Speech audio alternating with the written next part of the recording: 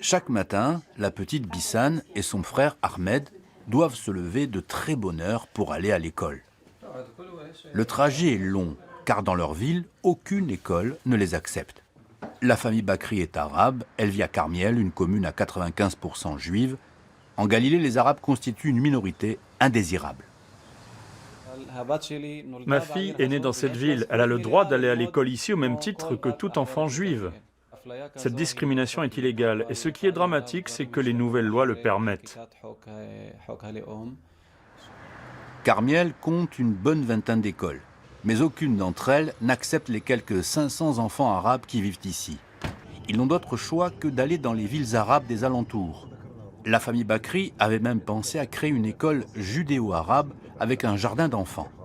Mais le maire s'y est opposé. Carmiel restera juive. Il n'est pas question de conclure un accord pourri avec des Arabes. Dans ma ville, il n'y aura pas de jardin d'enfants judéo-arabe. La famille Bakri a porté plainte contre la municipalité, mais elle a été déboutée.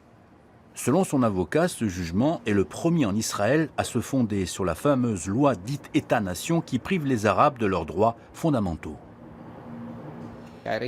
D'après le jugement, la municipalité n'est pas tenue de construire une école pour les enfants arabes, au motif que cela serait susceptible de modifier l'équilibre démographique de la population juive. En clair, les Arabes sont indésirables, nous ne voulons plus d'Arabes ici, vous avez été prévenus. L'affaire a fait tant de bruit que la question a été portée à la Knesset, un débat auquel ni la municipalité de Carmiel, ni des représentants du gouvernement ont participé. Ce sont surtout les députés non-juifs qui ont apporté leur soutien à la famille Bakri. Imaginez ce qui se passerait si dans un pays, des enfants juifs ne pouvaient pas aller à l'école sous prétexte de menacer la majorité chrétienne. C'est impensable.